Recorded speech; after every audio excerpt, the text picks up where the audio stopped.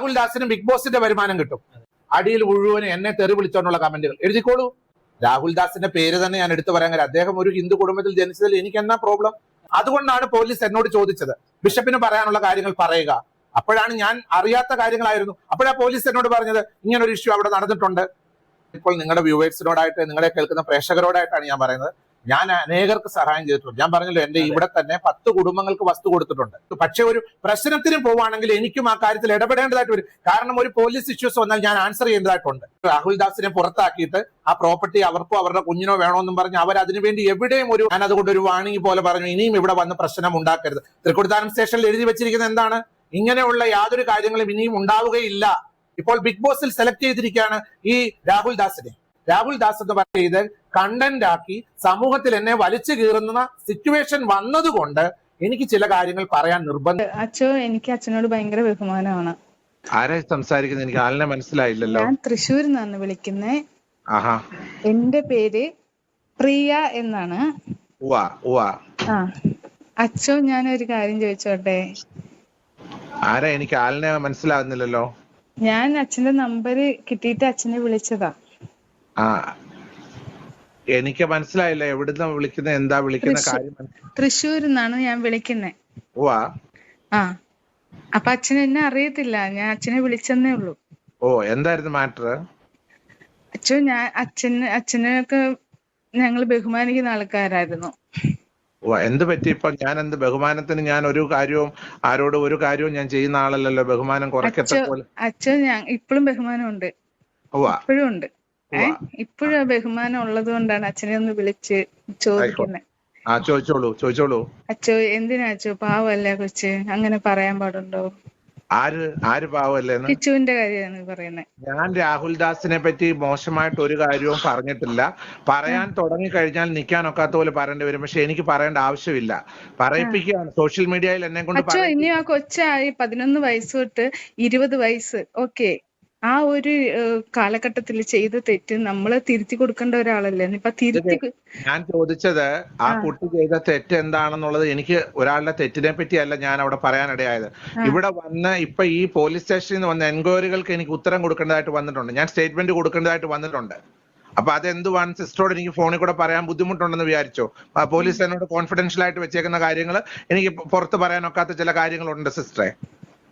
ആയിക്കോട്ടെ അച്ഛോ, ആയിക്കോട്ടെ. ഇനി എന്ത് തെറ്റ് ചെയ്താലും, ഇനി എന്ത് തെറ്റും ആയിക്കോട്ടെ, നമ്മളത് അച്ഛൻ വിളിച്ച് സംസാരിച്ച് അവന്.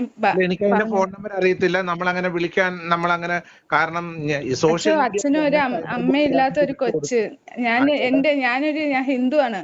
ഞാൻ വിശ്വസിച്ചിട്ടുള്ളത് നിങ്ങളെപ്പോലെ അച്ഛന്മാരും അതേപോലെ മദറും ആ ഒരു ഇതുള്ളവര് നമ്മളെ ഒരു അനാഥയെ പോലുള്ള കൊച്ചുങ്ങളെ അത്രയും കെയറിംഗിൽ നോക്കുന്ന ആൾക്കാരെ ഞാൻ കണ്ടിട്ടുണ്ട്. ഞാൻ ആ കുട്ടികളെ രണ്ടുപേരെയും ഇവരുടെ ശ്രീകണ്ഠൻ നായർ സാർ എന്നോട് പറഞ്ഞ് കേട്ടിട്ട് ഞാൻ അവർക്ക് രണ്ടുപേർക്കും ജീവിക്കാനുള്ള വഴി കാണിച്ചു കൊടുത്തൊരു മനുഷ്യനാണ്. പക്ഷെങ്കിൽ എനിക്ക് സിസ്റ്ററെ എവിടെ നിന്ന് പോലും അറിയത്തില്ല. ഒരു പരിചയമില്ലാത്ത ഒരാളെന്നെ വിളിക്കുമ്പോ എനിക്ക് പറയാൻ എത്രയേ ഉള്ളൂ. ഇല്ല, ഞാൻ അച്ഛാ എനിക്കത് കൂടുതൽ അറിയാൻ വേണ്ടിട്ടല്ല ഞാൻ വിളിച്ചത്. അച്ഛാ, എനിക്ക് അത് അറിയാൻ വേണ്ടിട്ടല്ല. ഞാൻ അച്ഛനോട് ഒരു കാര്യം ചോദിക്കാൻ വേണ്ടി വിളിച്ചെന്നേ ഉള്ളൂ. അല്ലാതെ എനിക്ക് അവനെ കുറിച്ച് അറിയണ്ട. ഞാനൊരു അമ്മയാണ്. ഞാൻ എന്റെ സ്ഥാനത്ത് എന്റെ മോനൊരു തെറ്റ് ചെയ്താൽ ഞാൻ അത് തിരുത്താൻ നോക്കും. അല്ലെങ്കിൽ ഞാനത് സിസ്റ്റർ ഇപ്പം ഒരമ്മയുടെ സ്ഥാനത്ത് പറയുവാണെങ്കിൽ എനിക്ക് സിസ്റ്ററോട് ഫോണിൽ കൂടെ പറയാനൊക്കാത്ത ചില വിഷമങ്ങൾ ഉണ്ടായിട്ടുണ്ട് സമൂഹത്തിൽ. അത് ഭയങ്കരമായ രീതിയിൽ സോഷ്യൽ മീഡിയയിൽ നിങ്ങൾ അറിയാത്ത കാര്യങ്ങളായിരിക്കാം. പക്ഷേങ്കിൽ ഞാൻ തൊട്ടപ്പുറം ഇപ്പുറം താമസിക്കുന്ന വീട്ടിൽ ചില മേജർ പ്രശ്നങ്ങൾ ഉണ്ടായപ്പോൾ പോലീസ് എൻക്വയറിയും കാര്യങ്ങളും നടന്നിട്ടുണ്ട്.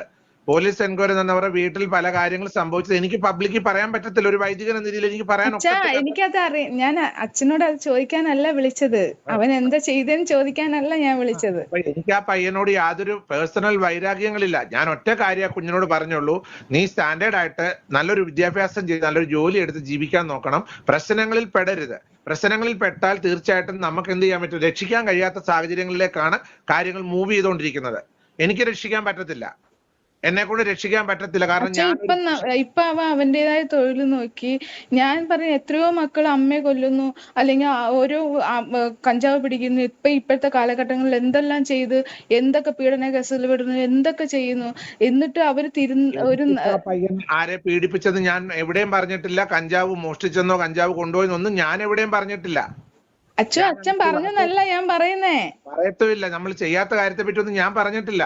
അച്ഛൻ പറഞ്ഞെന്നല്ല ഞാൻ പറയുന്നേ. പിന്നെ എങ്ങനെയാ സിസ്റ്റർ എന്നെ അല്ല, വിളിച്ചിട്ട് ഞാൻ പറയുന്നത് അങ്ങനെയുള്ള പിള്ളേരും നമ്മുടെ ഇവിടെ ഇപ്പോഴത്തെ സിറ്റുവേഷനിൽ ഉണ്ട്. എന്നിട്ട് അവര് ജോലി പോലും ചെയ്യാണ്ട് വീട്ടുകാരുടെ ചെലവുമേ നടക്കുന്ന പിള്ളേരും ഉണ്ട്. എന്നിട്ട് അവൻ അവന്റേതായ കാര്യം നോക്കി, അവനൊരു ഒന്നുമില്ലെങ്കിൽ ഒരു അമ്മയും അച്ഛനും ഇല്ലാത്തൊരു കൊച്ചല്ലേ. അച്ഛൻ വിളിച്ച് കുട്ടീനോടുണ്ടല്ലോ, ആ ഒരു ദയവ് ആ കുട്ടീനോടുണ്ടല്ലോ. പക്ഷേങ്കില് അമ്മയും അച്ഛനും ഇല്ലാത്തൊരു കുട്ടി ഇപ്പം അവന്റെ വളർത്തമ്മയുടെ ഭാഗത്തു നിന്ന് ഒരു തെറ്റ് വന്നിട്ടുണ്ടെന്നാണ് അവൻ പറയുന്നത് അല്ലേ? തെറ്റ് വന്നിട്ടുണ്ട്.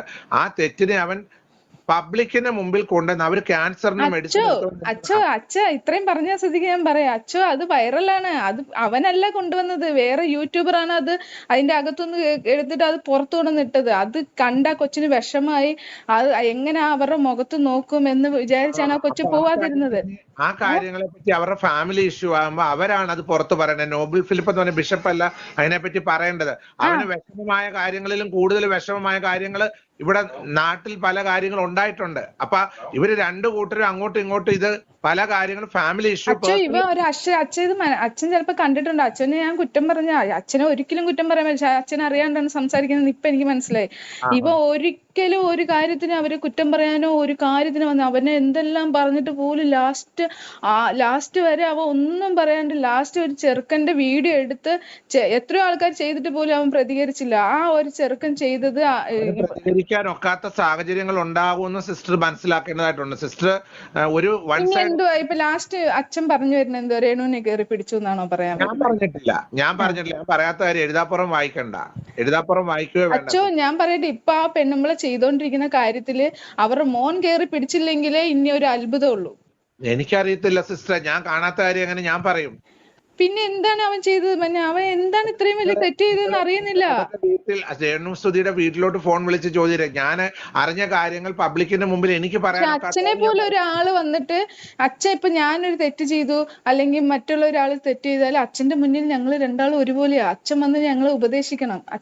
ഇങ്ങനെ മക്കളെ ഇത് ചെയ്യരുത്. കുട്ടീന്റെ ഭാഗത്ത് വന്ന തെറ്റുകള് ഞാൻ എന്റെ മനസ്സിൽ 2 വർഷം കൊണ്ട് അറിഞ്ഞിട്ട് പോലും ഞാനത് മനസ്സിൽ വെച്ചപ്പം സോഷ്യൽ മീഡിയയിൽ ഇവൻ നിമിത്തം എന്നെ വലിച്ചു കയറാൻ അവന്റെ യൂട്യൂബേഴ്സ്, അവനെ സപ്പോർട്ട് ചെയ്യുന്ന യൂട്യൂബേഴ്സ് അവന് വേണ്ടിയിട്ട് സംസാരിച്ചിട്ട് എന്നെ വലിച്ചു കയറാൻ എറിഞ്ഞു കൊടുക്കുമ്പോൾ ഞാൻ ഇതിനെ സപ്പോർട്ട് ചെയ്ത് പറഞ്ഞുകൊണ്ട് അച്ഛനെ അവനൊന്നും വലിച്ചു കയറായിട്ട് ആരാണ് ഇതൊക്കെ നുണ പറഞ്ഞു തരുന്നത്? ആര് അച്ഛൻ വന്നതിന് ശേഷം കൊണ്ട് അച്ഛനെ കാണുന്നില്ലേ? രേണുസുധിയുടെ മകൻ രാഹുൽ ദാസ് വിശുദ്ധനാണെന്നും ഞാൻ അവനെ ടാർഗറ്റ് ചെയ്തെന്തോ കോർണർ ചെയ്യുന്നെന്ന് പറഞ്ഞ് കഴിഞ്ഞ 3-4 ദിവസം കൊണ്ട് വീഡിയോസ് വന്നുകൊണ്ടിരിക്കുന്ന ആരും കാണുന്നില്ല. അപ്പൊ അല്ലേ അച്ഛന്റെ വീഡിയോ വന്നതിന് ശേഷം കൊണ്ട് അച്ഛനെ കുറിച്ച് സംസാരിച്ചിട്ട് അതുവരെ അച്ഛനെ കുറിച്ച് ആരും സംസാരിച്ചിട്ടില്ല. കാര്യങ്ങളല്ല ഇവരുടെ വീട്ടിൽ ഒരു ഇഷ്യൂ നടന്നിട്ടുണ്ടെന്നുള്ളത് പബ്ലിക്കിൽ ഒരു വാർത്ത വന്നിട്ടുണ്ടായിരുന്നു. ആ വാർത്ത വന്നതിന് ശേഷമാണ് ഈ പോലീസ് കേസും കാര്യങ്ങളെല്ലാം ഇവിടെ വന്നേക്കുന്നത്. അപ്പൊ അത് പല കാര്യങ്ങളും പുറത്ത് പറയാനൊക്കാത്ത ചില കാര്യങ്ങളായിരിക്കുമല്ലോ. അപ്പൊ അതുകൊണ്ട് ഇനിയിപ്പോ അവന്റെ പേരിൽ ഇത്രയും വലിയ കേസുണ്ടെങ്കിൽ അവൻ പുറത്തിറങ്ങി നടക്കുവോ?